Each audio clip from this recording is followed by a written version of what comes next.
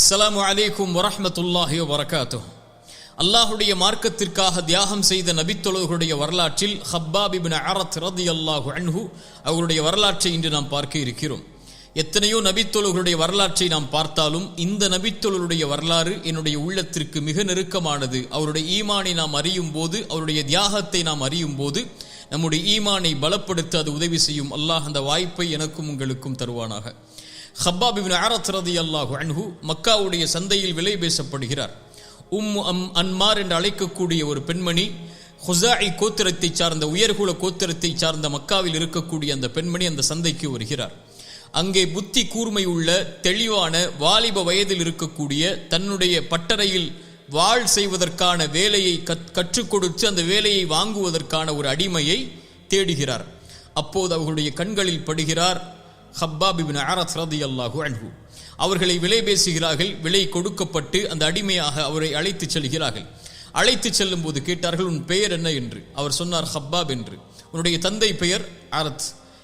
எந்த ஊரை சார்ந்தவன் நீ? நஜித். அப்படி என்றால் நீ அரபிதானே? ஆம், நாம் அரபிதான். நான் தமீம் கோத்திரத்தை சார்ந்தவன். என்னுடைய கோத்திரத்தார்களுக்கும் இன்னொரு உயர்குல கோத்திரத்தார்களுக்கும் இடையே நடந்த சண்டையில் என்னுடைய கோத்திரத்தார் தோல்வியுற்றார்கள். அதனால் அங்கு இருக்கக்கூடிய பெண்களையும் அங்கு இருக்கக்கூடிய வாலிபர்களையும் சிறுவர்களையும் அவர்கள் அடிமையாக்கினார்கள். அந்த அடிமையாக நான் மாறி இப்போது மக்காவுடைய சந்தையில் விலை பேசி உம்முடைய கரத்தில் நான் வந்திருக்கிறேன் என்று சொன்னார்கள். அன்மார் அவர்களுடைய பட்டறையில் அழைத்து சென்று வாளை செய்யக்கூடிய பணியை அவருக்கு கொடுக்கிறார்கள். அவருடைய புத்தி கூர்மையால் மக்காவில் வாழ் செய்யக்கூடிய பணியாளர்களிலேயே மிகச்சிறந்த பணியாளராக ஹப்பாப் இப்னு அரத் ரலியல்லாஹு அன்ஹு மாறுகிறார்கள். குறைஷி தலைவர்களுக்குள் மிகச்சிறந்த வாழ் செய்யக்கூடிய நபர் என்ற பெயரை ஹப்பாப் இப்னு அரத் ரலியல்லாஹு அன்ஹு பெற்றுக் கொள்கிறார்கள். அவருக்கு 20 வயதிற்கு நெருக்கமாக இருக்கக்கூடிய நிலையிலேயே ஹப்பாப் இப்னு அரத் ரலியல்லாஹு அன்ஹு அடிமையாக இருக்கக்கூடிய சூழலில் அல்லாஹுடைய ரசூல் ஸல்லல்லாஹு அலைஹி வஸல்லம் அவர்களுடைய வருகையை கேள்விப்படுகிறார்கள். இப்படி முஹம்மது என்று ஒரு மனிதர் பனு ஹாஷிமுடைய கோத்திரத்தாடமிருந்து வந்திருக்கிறார். அவர் இறைவனை ஒருவன் என்று ஒருமைப்படுத்துகிறார், சிலைகளை பொய்ப்பிக்கிறார், அடிமைத்தனத்திலிருந்து சுவாச காற்றை சுவாசிப்பதற்காக மக்களை அழைக்கிறார் என்ற செய்தியை கேட்டவுடன் அவர்களுடைய உள்ளம் இயற்கையாகவே சத்தியத்துடைய தேடலில் இருந்த காரணத்தால் அந்த சத்தியத்தை ஏற்பதற்கு தயாராகி அல்லாஹுடைய தூதரை சந்தித்து அல்லாஹுடைய மார்க்கத்தை ஏற்றுக்கொள்கிறார். அல்லாஹுடைய மார்க்கத்தை ஏற்ற 6வது நபர்களில் ஹப்பாப் இப்னு அரத் ரலியல்லாஹு அன்ஹு அவர்கள்தான். 6வது இஸ்லாமை ஏற்ற இந்த நபர் அல்லாஹுடைய தூதர் ஸல்லல்லாஹு அலைஹி வஸல்லமுடைய கரத்தால் ஏற்றதற்கு பிறகு வெளிப்படையாகவே தான் முஸ்லிம் என்பதை, அல்லாஹ்வுடைய மார்க்கத்திற்கு கட்டுப்பட்டவன் என்பதை அறிவிக்கிறார். அல்லாஹு அக்பர். மக்கா குறைஷி தலைவர்கள் மத்தியில் அந்த பேச்சு பரவுகிறது. அவருடைய எஜமானி அன்மாரிடத்திலும் அந்த பேச்சு பரவப்படுகிறது. அன்மார் அவர்களுடைய சகோதரி சிபாயை அழைக்கிறார். சிபாயை அழைத்து சொன்னார், நீ ஹப்பாபிடம் சென்று அவரிடத்திலே கேள் இந்த செய்தியை குறித்து என்று. சிபா வருகிறார். வந்து கேட்டார், ஹப்பாபே, ஒரு செய்தியை உம்மை பற்றி நாம் கேள்விப்படுகிறோம், அது உண்மையாக இருக்கக்கூடாது என்று கருதுகிறோம். ஹப்பாப் சொன்னார்கள், என்ன செய்தி அது? சொன்னார்கள், நீ முஹம்மதை, பனு ஹாஷிம் கோத்திரத்தை சார்ந்த முஹம்மதை ரசூலாக ஏற்றுக்கொண்டாயா? அவர் சொல்லக்கூடிய கொள்கையை ஏற்றுக்கொண்டாயா? சொன்னார்கள், ஆம், நான் மதம் மாறவில்லை, நீ சொல்வதை போல் நான் ஏற்றுக்கொண்டேன். படைத்த இறைவன் ஒருவன் என்பதையும் நீங்கள் வணங்கக்கூடிய சிலைகளையும் தெய்வங்கள் பொய் என்பதையும் முஹம்மது அவர்கள் ரசூல் என்பதையும் நான் ஏற்றுக்கொண்டேன் என்று சொன்ன மாத்திரத்திலேயே சிபா கோபமடைந்து, அவர்களோடு வந்த குறைஷி வாலிபர்களும் கோபமடைந்து அந்த பட்டறையில் இருக்கக்கூடிய இரும்பை கொண்டு ஹப்பாபை தாக்குகிறார்கள். அல்லாஹுடைய தீனை விட்டு வெளியேறு என்று தாக்குகிறார்கள். லாத் உஸ்ஸாவை தான் நீ வணங்க வேண்டும் என்று தாக்குகிறார்கள். அவரை அந்த சுடு மண்ணில், பாலைவன மண்ணில் இழுத்து வந்து அங்கு இருக்கக்கூடிய எல்லோரும் ஹப்பாபை அடிக்கிறார்கள். அவருடைய இரத்தம் அவருடைய உடம்பில் இருந்து வெளியேறி அவர் மயக்கமாகக்கூடிய சூழல் வரை ஹப்பாப் அல்லாஹுடைய தீனுக்காக தாக்கப்படுகிறார், கொடுமைப்படுத்தப்படுகிறார். அந்த இரும்பு ஆடைகளை கொண்டு அவரை அணிவித்து அந்த பாலைவன சூட்டோடு சூட்டாக அவருடைய உடம்பை பொசுக்குகிறார்கள். ஹப்பாப் மூர்ச்சையாகிறார். உணவில்லாமல், தண்ணீர் இல்லாமல் அவரை தடுத்து வைக்கிறார்கள். லா இலாஹ இல்லல்லாஹ். இன்னும் ஹப்பாப் அல்லாஹுடைய தீனில் உறுதியாக இருப்பதை பார்த்தவுடன் நெருப்பு கங்குகளை கொண்டு, சுப்ஹானல்லாஹ், இந்த செய்தியை கொஞ்சம் நினைத்து பாருங்கள், நெருப்பு கங்குகளை கொண்டு அவருடைய முதுகில் சூடு காட்டி அவருடைய முதுகில் உள்ள தோள்கள் அனைத்தையும் உருக்குகிறார்கள், நெருப்பில் இரும்பை உருக்குவதைப் போல். பின்னால் காலத்திலே உமர் இப்னுல் கத்தாப் ரலியல்லாஹு அன்ஹு அவருடைய ஆட்சி காலத்திலே ஹப்பாபை உமர் சந்திக்கும் போது, அவர்கள் சந்தித்த சோதனையை பற்றி கேட்கும் போது எதுவும் பதில் கூறாமல் ஹப்பாப் தன்னுடைய ஆடையை திறந்து உமர் அவர்களுக்கு காண்பித்தார்கள். உமர் அதை பார்த்தவுடன் அழ ஆரம்பித்தார்கள். அவர்களுடைய முதுகில் தோள்களே இல்லை. அல்லாஹு அக்பர். நெருப்பு பொசுக்கப்பட்டு முதுகில் உள்ள தோள்கள் எல்லாம் அல்லாஹுடைய தீனுக்காக, அல்லாஹுடைய மார்க்கத்திற்காக அர்ப்பணித்திருந்தார்கள். ஹப்பாப் கொடுமைப்படுத்தப்படுகிறார். அவருடைய எல்லாம் தடுக்கப்படுகிறது. ஆஸ் இப்னு வாயில் என்று அழைக்கக்கூடிய ஒரு அரபியிடத்தில் செல்லுகிறார்கள். அவர்கள் ஹப்பாபிடம் இருந்து கடன் வாங்கி இருந்தார்கள். ஆஸ் இப்னு வாயிலை பார்த்து கேட்டார்கள், எனக்கு கொடுக்க வேண்டிய கடனை கொடு. அவர் சொன்னார், நீ முஹம்மதை பொய்ப்பித்து விடு, நான் உன்னுடைய கடனை கொடுக்கிறேன். ஹப்பாப் சொன்னார்கள் ரலியல்லாஹு அன்ஹு, அவருடைய ஈமானிய உறுதியை பாருங்கள். நீ மரணித்து மறுபடியும் உயிர் கொடுத்து எழுப்பப்பட்டாலும் நான் முஹம்மதை ஒருபோதும் பொய்ப்பிக்க மாட்டேன். அப்படியா? அப்படி என்றால் நான் மரணித்து எனக்கு உயிர் கொடுத்து எழுப்பப்பட்டு எனக்கு அப்போது செல்வம் உருவாகும், அப்போது குழந்தைகள் உருவாகும், அப்போது உன்னுடைய கடனை தீர்க்கிறேன், இப்போது சென்று விடு என்று சொல்லிவிடுகிறார்கள். அல்லாஹ் ரப்புல் ஆலமீன் சூரா மரியமுடைய 77வது வசனம் முதல் இறக்குகிறான். காஃபிர், அந்த இறை மறுப்பாளர்களை நபியே நீங்கள் பார்த்தீரா? இப்படி அவர்களுக்கு குழந்தை கொடுக்கப்பட்டால், இப்படி அவர்களுக்கு செல்வம் கொடுக்கப்பட்டால் இதை செய்வோம் என்கிறார்கள். இவர்களுக்கு என்ன மறைவான ஞானம் இருக்கிறதா என்று அல்லாஹ் ஹப்பாப் ரலியல்லாஹு அன்ஹு அவருடைய அந்த செய்தியை குறித்து வசனம் இறக்குகிறான். அல்லாஹு அக்பர். அல்லாஹ்வால் அங்கீகரிக்கப்பட்ட நபி தோழர், அல்லாஹுடைய ரசூல் ஸல்லல்லாஹு அலைஹி வஸல்லம் அவர்களால் விருப்பத்தோடு ஏற்றுக்கொள்ளப்பட்ட நபி தோழர் அபூபக்கர் சித்தீக் ரலியல்லாஹு அன்ஹு. அல்லாஹு அக்பர். அந்த செல்வந்தவருடைய தியாகத்தை பாருங்கள். பிலாலை விடுதலை செய்தார்கள். அது போலவே அடிமைத்தனத்தில் இருந்து ஹப்பாப் அவர்களை அவர்களுடைய எஜமானிடத்திலே விலை பேசி ஹப்பாபை விடுதலை செய்தார்கள் அபூபக்கர் சித்தீக் ரலியல்லாஹு அன்ஹு அவர்கள்.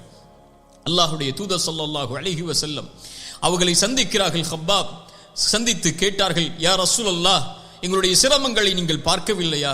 எங்களுடைய உடம்பை பாருங்கள், எங்களுடைய இரத்தங்களை பாருங்கள், நாங்கள் படக்கூடிய கஷ்டங்களை, இன்னல்களை பாருங்கள். அல்லாஹுடைய ரசூலே, எங்களுக்காக அல்லாஹ்விடத்திலே உதவி கேட்டு நீங்கள் பிரார்த்தனை செய்ய மாட்டீர்களா என்ற அந்த ஏக்கத்தோடு அந்த முஸ்லிம் ஏழைகளுடைய கண்ணீரோடு ஹப்பாப் அவர்கள் அல்லாஹுடைய ரசூலை சந்திக்கிறார்கள். அல்லாஹுடைய ரசூல் ஸல்லல்லாஹு அலைஹி வஸல்லம் கஅபாவிற்கு அருகிலே இருந்தவர்கள் ஹப்பாபை பார்த்து சொன்னார்கள், ஹப்பாப், இதையா சோதனை என்கிறாய்? இதற்கு முன்னால் உள்ள சமூகம் எப்படியெல்லாம் சோதிக்கப்பட்டிருக்கிறது தெரியுமா? ஒரு மனிதரை அழைத்து வருவார்கள், படைத்த இறைவனை ஒருவன் என்பதை கூறுவதை விட்டு விலகிவிடு என்று அவரை எச்சரிப்பார்கள். அவர் மறுப்பார். ரம்பத்தை எடுத்து வந்து தலையில் வைத்து 2 துண்டாக பிளந்து விடுவார்கள் ஹப்பாப். இன்னொரு மனிதரை அழைத்து வருவார்கள், இரும்பு சீப்புகளை கொண்டு அவருடைய முதுவை சொறிவார்கள். லா இலாஹ இல்லல்லாஹ்வை விட்டுவிடு என்று. அவர் முடியாது என்பார். வமா யசுத்துஹு தாலிக அன் தீனி. மிக முக்கியமாக தங்கத்தால் எழுதப்பட வேண்டிய வார்த்தைகள் அது. அவர்களுடைய வேதனை எதுவும் அவர்களை அல்லாஹுடைய தீனிலிருந்து திருப்பி விடாது. எந்த சோதனை கொடுக்கப்பட்டாலும் அல்லாஹுடைய தீனில் உறுதியோடு இருந்து அவர்கள் பொறுமை காப்பார்கள். நாம் ஏதாவது ஒரு சோதனை வந்தாலே அல்லாஹ்வை மறந்து விடுகிறோம், அல்லாஹுடைய தீனை மறந்து விடுகிறோம், அல்லாஹுடைய தீனை விட்டு தூரமாகி விடுகிறோம். ஹப்பாபிற்கு பாடம் புகட்டினார்கள் அல்லாஹுடைய ரசூல். இந்த தியாகங்கள் எதுவும் அவர்களுடைய மார்க்கத்தில் இருந்து திருப்பாது. ஹப்பாப், நற்செய்தி பெற்றுக்கொள். இந்த தியாகத்துடைய பலன் முடிவு என்ன தெரியுமா? வல்லாஹி லயுத்திம்மன்னல்லாஹு ஹாதல் அம்ர். அல்லாஹ் அவனுடைய மார்க்கத்தை நிலைப்படுத்தியே தீருவான். ஹப்பாப், வலாகின்னக்கும் தஸ்தஅஜிலூன். ஆனால் நீங்கள் அவசரப்படுகிறீர்கள் ஹப்பாப். அல்லாஹ் அக்பர். அல்லாஹ்வுடைய சோதனையில் அவசரப்படுகிறீர்கள். அல்லாஹ் நாடுகின்ற நாள் வரை இந்த சமூகம் இதை அனுபவித்துதான் ஆக வேண்டும். அதற்கு பிறகு அல்லாஹ் கொடுக்கின்ற வெற்றிக்கான அடித்தளங்கள் தான் ஹப்பாப். நீங்கள் அவசரப்படுகிறீர்கள் என்று அல்லாஹ்வுடைய ரசூல் ஸல்லல்லாஹு அலைஹி வஸல்லம் ஹப்பாப் ரலியல்லாஹு அன்ஹு அவர்களை பார்த்து சொன்னார்கள். ஹப்பாப் ரலியல்லாஹு அன்ஹு மிகச் சிறந்த சிந்தனையாளர். குர்ஆனை கற்றுக் கொடுக்கும் அளவிற்கு அல்லாஹுடைய ரசூலோடு நெருக்கமாக இருந்து குர்ஆனை கற்று பிறருக்கு கற்றுக் கொடுப்பவர். நமக்கு தெரியும், உமர் இப்னுல் கத்தாப் ரலியல்லாஹு அன்ஹு அல்லாஹுடைய தூதரை கொலை செய்வதற்காக புறப்பட்ட நபித்தோழர். செல்லும் வழியில் உம்முடைய சகோதரி இஸ்லாமை ஏற்றார்கள், அவர்களை சென்று கண்டு என்று ஒரு நபித்தோழர் சொல்கிறார்கள். ஓடி அவர்கள் ஃபாத்திமா அவர்களுடைய சகோதரியுடைய வீட்டுக்கு வருகிறார்கள். சயீத் இப்னு ஸைத் அவர்களுடைய கணவரும் ஃபாத்திமா அவர்களும் குர்ஆனை ஓதக்கூடிய சப்தம் கேட்கிறது. உமர் அவர்கள் கோபத்தில் சென்று அவர்களுடைய சகோதரியை அடிக்கிறார்கள், தாக்குகிறார்கள். ரத்தம் அடிவதை பார்த்தவர்களுடைய உள்ளம் இறங்குகிறது. அப்போது அவர்கள் கொண்டிருந்த அவர்கள் ஓதிய குர்ஆனை கேட்கிறார்கள். அப்போது அவர்களுக்கு குர்ஆனை கற்றுக் கொடுத்து கொண்டிருந்தது ஹப்பாப் இப்னு அரத் ரலியல்லாஹு அன்ஹு. ஹப்பாப் அவர்கள் உமரை பார்த்தவுடன் சொன்னார்கள், உமரே, உம்மை குறித்துதான் அல்லாஹுடைய தூதர் பிரார்த்தனை செய்ததை பார்த்தேன். யா அல்லாஹ், இந்த இருவரில் ஒருவரை கொண்டு இந்த அல்லாஹ்வுடைய தீனை உறுதிப்படுத்தி கண்ணியப்படுத்தி என்றார்கள். அல்லாஹ் உம்மை தேர்ந்தெடுத்து கண்ணியப்படுத்தி விட்டான் உமரே என்று ஹப்பாப் இப்னு அரத் ரலியல்லாஹு அன்ஹு அவர்கள் சொன்னார்கள். அல்லாஹ்வுடைய ரசூல் ஸல்லல்லாஹு அலைஹி வஸல்லம் அவர்களோடே தன்னுடைய வாழ்வை கழித்த ஹப்பாப் அல்லாஹ்வுடைய ரசூலுக்கு பாதுகாவலராக இருந்தார்கள். ஒரு முறை பத்ருடைய போர்க்களத்துடைய இரவில் அல்லாஹ்வுடைய ரசூல் ஸல்லல்லாஹு அலைஹி வஸல்லம் அவர்களோடு இரவுடைய நேரம் முழுவதும் பாதுகாவலராக இருக்கிறார்கள். அல்லாஹ்வுடைய தூதரோடு இரவு தொழுகையை தொழுது ஃபஜ்ரை தொழுததற்கு பிறகு அல்லாஹ்வுடைய ரசூலை சந்தித்து ஹப்பாப் கேட்டார்கள் ரலியல்லாஹு அன்ஹு, யா ரசூலல்லாஹ், இன்று உங்களுடைய தொழுகை என்னை ஆச்சரியப்படுத்தியது. இது போல் நீங்கள் தொழுததை நான் பார்க்கவில்லை. அது பயமும் ஆதரவும் கலந்திருந்தது. அல்லாஹ்வுடைய தூதரே, என்ன நேர்ந்தது என்று கேட்டார்கள். ஹப்பாப் ரலியல்லாஹு அன்ஹு அல்லாஹ்வுடைய ரசூல் ஸல்லல்லாஹு அலைஹி வஸல்லம் இடத்தில் இந்த கேள்வியை கேட்டவுடன் அல்லாஹ்வுடைய ரசூல் ஸல்லல்லாஹு அலைஹி வஸல்லம் சொன்னார்கள், ஹப்பாபே, ஆம், 3 அல்லாஹ்விடத்திலே கேட்டேன். அல்லாஹ் 2 ஏற்றுக்கொண்டான், 1 அல்லாஹ் மறுத்து விட்டான். ஹப்பாப், அது என்னை பயமுறுத்துகிறது, என்னை ஆதரவில் வைக்கிறது என்று சொன்னார்கள். என்ன 3 தெரியுமா? 1, என்னுடைய சமூகம் முன்னால் உள்ள சமூகங்கள் அழிந்தது போல் இயற்கை சீற்றங்களால் அழியக்கூடாது என்பதை போல். 2வது, அல்லாஹ் எதிரிகளை கொண்டு நம்முடைய சமூகத்தை முழுவதுமாக வீழ்த்திவிடக் கூடாது என்று அல்லாஹ் இந்த 2ஐயும் ஏற்றுக்கொண்டான்.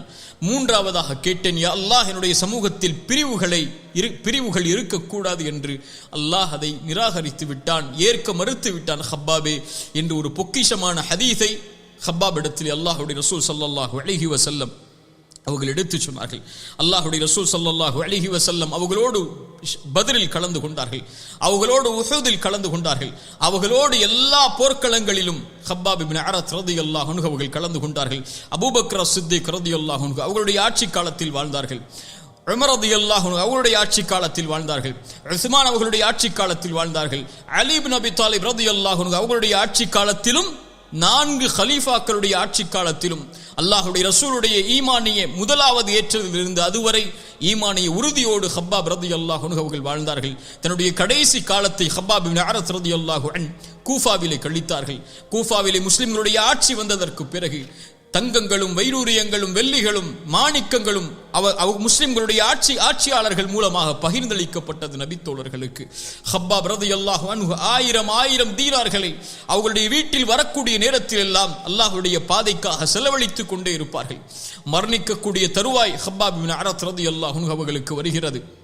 வரக்கூடிய நேரத்தில் ஹப்பாப் இப்னு அரத் ரலியல்லாஹு அன்ஹு தன்னோடு இருக்கக்கூடிய தோழரை பார்த்து கேட்டார்கள், எம்முடைய வீட்டில் எவ்வளவு தீனார்கள் இருக்கிறது என்று. ஒரு அளவை சொன்னவுடன் அழ ஆரம்பித்தார்கள்.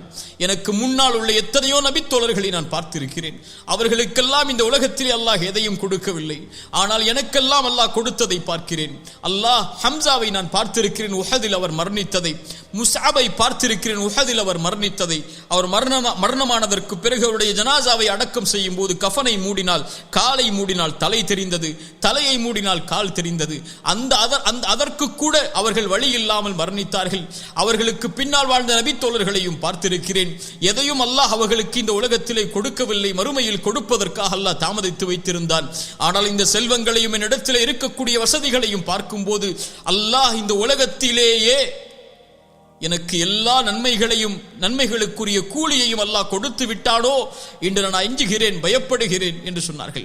கடுமையான நோய்வாய்ப்படுகிறார்கள். ஹப்பாப் இப்னு அரத் ரலியல்லாஹு அன்ஹு அல்லாஹ்வுடைய சோதனை அவர்களுக்கும் விதிவிலக்கல்ல ரலியல்லாஹு அன்ஹு. அவர்கள் எல்லோர்களையும் அல்லாஹ் பொருந்திக் கொண்டிருந்தாலும் அவர்களையும் அல்லாஹ் சோதனைகளின் மேல் அல்லாஹ் அவர்களை நெருக்கிக் கொண்டே இருந்தான். ஏன்? அல்லாஹ் விரும்பியவர்களை அல்லாஹ் சோதிப்பான். அந்த சோதனை இல்லாமல் வெற்றி இல்லை, அந்த சோதனை இல்லாமல் சொர்க்கம் இல்லை. எந்த நபித்தோழரையும் அல்லாஹ் விதிவிலக்கு இல்லாமல் சோதித்தான். கடுமையான நோய். அவர்கள் சொன்னார்கள், அல்லாஹ்வுடைய ரசூல் ஸல்லல்லாஹு அலைஹி வஸல்லம் மரணத்திற்காக பிரார்த்தனை செய்யக்கூடாது என்று தடுத்திருக்கிறார்கள். இல்லை என்றால் இந்த நோயுடைய கடுமை என்னை தாக்குகிறது, மரணத்திற்காக பிரார்த்தனை செய்ய வேண்டும் என்று என்னுடைய மனம் ஆசைப்படுகிறது. அல்லாஹ்வுடைய ரசூல் தடுத்த காரணத்தால் என்னால் அதற்குரிய பிரார்த்தனையை செய்ய முடியவில்லை. இந்த ஹப்பாப் இப்னு அரத் ரலியல்லாஹு அன்ஹு தன்னுடைய நிலைமையை நினைத்தே அல்லாஹ்வை அஞ்சியவர்களாக கூஃபாவிலேயே ஹப்பாப் பின் அரத் ரலியல்லாஹு அன்ஹு மரணமாகி விடுகிறார்கள். அலி பின் அபி தாலிப் ரலியல்லாஹு அன்ஹு ஹப்பாப் பின் அரத்தை அவர்களுடைய மரணத்திற்கு பிறகு அவர்களை சந்திக்கிறார்கள். சந்தித்து சொன்னார்கள், ஹப்பாபே, உமக்கு அல்லாஹ் இரக்கம் காட்டட்டும். முழு மனதோடு அல்லாஹ்வுடைய தீனை நீ ஏற்றுக்கொண்டாய், அல்லாஹ்விற்கு கட்டுப்பட்டு அல்லாஹ்வுடைய பாதையில் ஹிஜ்ரத் செய்தாய். வஆஷ முஜாஹிதன், வாழ்நாள் முழுக்க அல்லாஹ்வுடைய பாதையில் போராடுவதற்காகவே வாழ்ந்தாய். அல்லாஹ்வுடைய நன்மையில் எதையும் குறை வைக்க மாட்டான் ஹப்பாபே என்று அலி பின் அபி தாலிப் ரலியல்லாஹு அன்ஹு ஹப்பாப் இப்னு அரத்தை வாழ்த்தினார்கள். கண்ணியத்துக்குரியவர்களே, இவர்களுடைய சோதனைகளுக்கு முன்னால் எல்லாம், இவர்களுடைய வாழ்நாளுக்கு முன்னால் எல்லாம், இவர்கள் வாழ்நாளில் செய்த அர்ப்பணிப்புகளுக்கும் தியாகங்களுக்கும் அங்கீகாரத்திற்கும் முன்னால் எல்லாம் நானும் நீங்களும் எம்மாத்திரம்? என்ன தியாகங்களை அல்லாஹுடைய மார்க்கத்திற்காக முன் வைத்திருக்கிறோம், என்ன தியாகத்தோடு அல்லாஹுடைய தீனுக்காக நாம் வாழ்ந்து கொண்டிருக்கிறோம். ஒரு சிறு சோதனை வந்தாலே சறுக்கி விடுகிறோம் அல்லாஹுடைய பாதையை விட்டு. ஒரு சிறு வேதனை வந்தாலே ஹராமை நோக்கி சென்று விடுகிறோம். என்ன ஆனாலும், உயிரெடுக்கப்பட்டாலும், உறவுகள் பிரிக்கப்பட்டாலும், தன் நிலையை மறக்கும் அளவிற்கு அவர்கள் வேதனைக்கு உட்படுத்தப்பட்டாலும், தன்னுடைய செல்வம் எடுக்கப்பட்டாலும், ஊர் எடுக்கப்பட்டாலும், குடும்பம் பிரிக்கப்பட்டாலும், தன்னுடைய உடம்புகள் சிதைக்கப்பட்டாலும், தன் உயிரை எடுக்கப்படக்கூடிய சூழ்நிலை வந்தாலும், அல்லாஹுடைய மார்க்கத்தில் அவர்களுக்கு இருந்த உறுதியில் ஒரு கடுகையாவது, ஒரு சின்ன அணுவையாவது நானும் நீங்களும் சுமக்கிறோமா என்பதை கொஞ்சம் யோசித்து பாருங்கள். அல்லாஹ் நம்முடைய மார்க்கத்திலே அல்லாஹ் எம்மை உறுதிப்படுத்துவானாக. பிலால், அம்மார், ஹப்பாப், இது போன்ற ஏழை சஹாபாக்கள், அடிமையாக வாழ்ந்த சஹாபாக்கள், இவர்களுடைய சுவாச காற்று இஸ்லாம். அவர்களை அடிமைத்தனத்திலிருந்து வெளியேற்றி அல்லாஹுடைய ரசூலோடு சஹாபாக்களோடு நேராக அமர்த்தியது அல்லாஹுடைய மார்க்கம் இஸ்லாம். அதை அவர்கள் ஏற்றுக்கொண்டதற்காக வாழ்ந்து மரணித்த வரலாறுகள் எல்லாம் நம்முடைய முன்னோர்களாகிய இவர்களின் வரலாறுகள். இதிலிருந்து பாடம் பெறக்கூடிய, படிப்பணி பெறக்கூடிய மக்களாக அல்லாஹ் ரப்புல் ஆலமீன் என்னையும் உங்களையும் ஆக்குவானாக. أقول قولي هذا أستغفر الله لي ولكم. السلام عليكم ورحمة الله وبركاته.